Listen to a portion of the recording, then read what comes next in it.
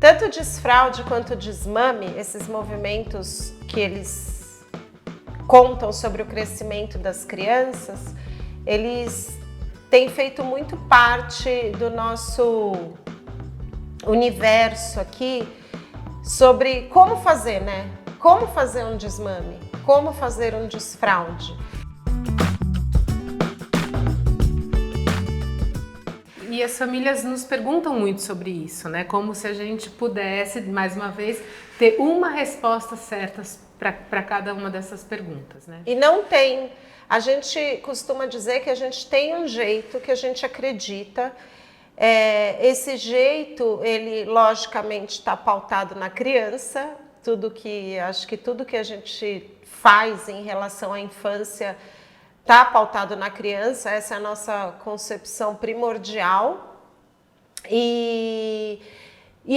O jeito que a gente tem é um jeito assim, a criança ela conta pra gente, ela dá sinais de que ela está apta a ser desfraldada. Então ela começa a contar quando ela fez xixi, ou às vezes ela vai num cantinho fazer o cocô, e isso vai contando para o adulto que está junto com essa criança que ela está adquirindo essas especificidades do corpo, esse controle de esfíncter.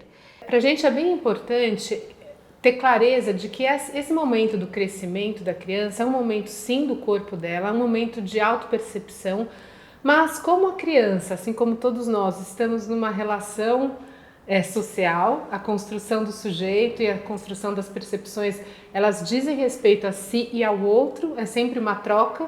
A gente entende que o processo de desfraude não é um processo só da criança, né? A criança é uma pessoa que está se desenvolvendo e está construindo pouco a pouco a sua autonomia. E a construção da autonomia, como o nome diz, é uma construção, não é algo que é dado por ninguém e não é algo que brota de um dia para o outro. Então, esse processo de desfraude, ele conta dessa construção, e a construção da autonomia, ela é conjunta entre a criança e o adulto que cuida e que observa e que acompanha essa criança. Então, tem uma diferença, acho que do nosso posicionamento em relação à completa autonomia da criança nessa decisão de tirar a fralda, que a gente entende que é um posicionamento um tanto quanto injusto em relação à criança. Nesses 2 e 3 anos, a criança está criando consciência de si, da diferenciação entre ela e o outro e dos sinais que o próprio corpo dá, e o adulto ao lado está confirmando ou não aquelas questões para a criança. Se a gente tira a importância do adulto nessa construção, a gente está deixando a criança sozinha num processo e a gente considera isso um pouco injusto.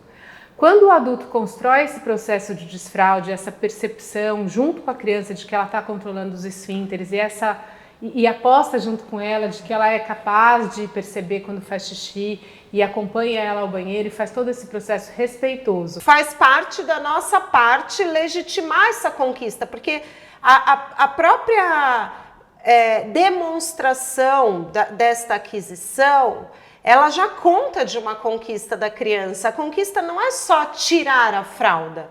E quando a gente ouve e a gente legitima isso, a gente dá um voto de confiança para a criança e a criança se sente alguém em quem se pode acreditar. E ela também acredita nela, né? Então, se sente capaz, sente capaz, né? A gente diz para ela, olha, então já que eu estou percebendo, eu vou tirar. E o que a gente está dizendo é, porque eu sei que você é capaz. Você não está dizendo que o adulto vai tirar porque o adulto quer ou porque o adulto acha que, né? É uma construção conjunta. Mas hoje em dia fala-se muito do adulto não interferir. A gente não entende isso como interferência, a gente entende isso como um encorajamento da criança para esse movimento. E a construção da subjetividade de um ser, ela é sempre na relação com outro ser. Então, se a gente entende, como tem se falado hoje em dia, que a criança sozinha decide e percebe a hora que vai tirar a fralda, percebe, mas só vai decidir daqui a 2 anos, depois que já percebeu, etc., a gente está dando uma responsabilidade para ela que a gente considera injusto, que a gente considera muito maior do que a possibilidade dela nessa faixa etária. Até porque a gente Já pensou assim, essa coisa de deixar a criança fazer tudo sozinha pode dar muito a sensação de que esse desfraude vai vir pronto, e isso dá muito menos trabalho, porque é um tempo curto, mas é um tempo de empenho, né? O desfraude, assim, a gente conversa com a criança, às vezes tem os escapes, às vezes a gente está na rua, então tem que ter uma força-tarefa dos adultos que estão envolvidos. E eu acho que se a gente deixa isso muito para frente, ou se a gente deixa isso só por conta da criança, a criança pode se sentir sozinha, tendo que arcar com uma responsabilidade que na real não é só dela.